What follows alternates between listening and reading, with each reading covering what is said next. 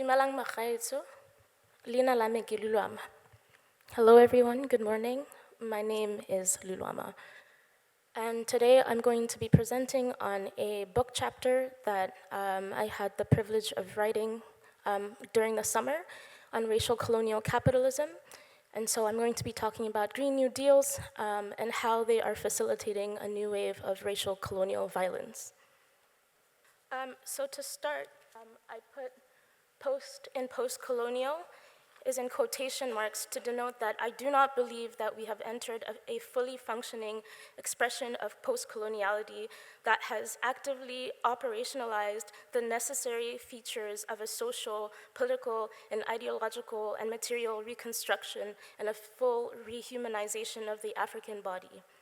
Therefore, I challenge the normative perceptions and performativity embedded in our social structures that suggest and have attempted to hoodwink us into believing that we are existing in a post-colonial society.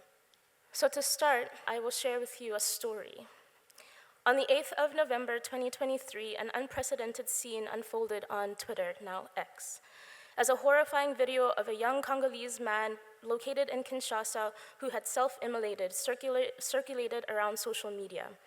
As he screamed in agony and burned, so did the handwritten sign he held in his flaming hands.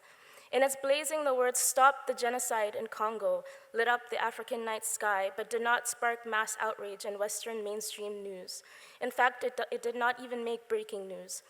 I cannot stop thinking about this man and his call to action for the need to birth a radically new world order, who out of utter desperation for a life worthy of living, doused himself with gasoline and set himself ablaze to set his country free from the forms of racialized violences underpinning colonial racial capitalist accumulation. And as much as I've searched, I can't find his name. So the human-induced climate crisis and the breakdown of planetary boundaries is simultaneously facilitating an increasingly hostile and predatory global economic competition that is seeking to exploit the rich natural resources of the Congo in order to achieve a green transition. And despite climate change negotiations and the adoption of international treaties, emissions are worsening, and so are the unequal consequences of the climate crisis, which means that Africa and Africans, once again in particular, are experiencing compounded forms of violence.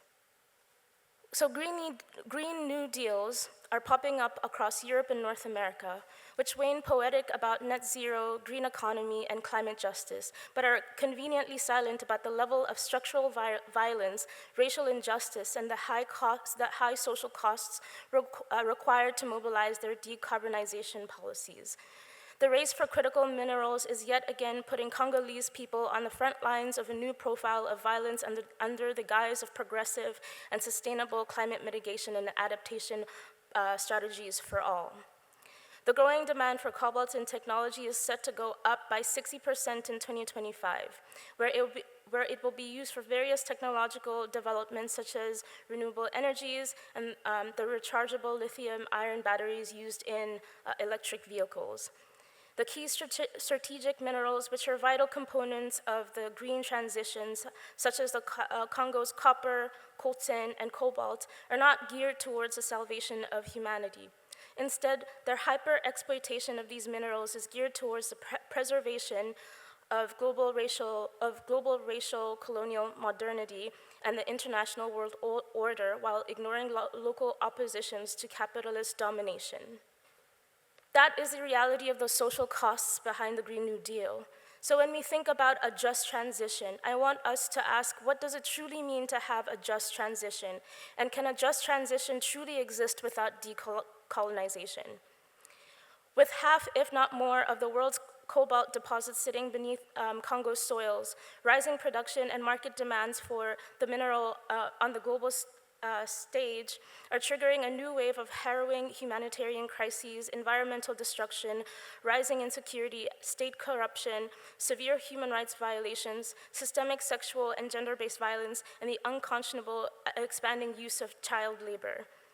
Along the cobalt supply chain, 160 million innocent children of the DRC, some as young as 6 or 7 years old, are subjected to the worst forms of child labor and forced mining, all while being robbed of their dreams and childhood in order to keep churning the cogs of liberal modernity with their tiny bare hands.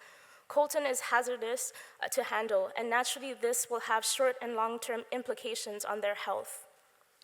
As James Baldwin aptly writes, the children are always ours, every single one of them, all over the globe. And I am beginning to suspect that whoever is incapable of recognizing this may be incapable of morality. If none of the Congolese children risking their lives and working in perilous conditions belongs to any of us, then our humanity dies along with the planet.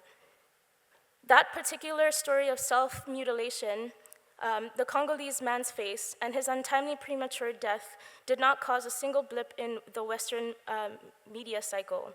It did not make it onto the cobalt-fueled smartphones and lithium-ion-powered laptops of the very consumers it should have, who are regularly shielded from the grotesque human costs and blood-soaked conflict minerals of the Democratic Republic of Congo that fuel the modern day comforts emblematic of today's contemporary civilized world.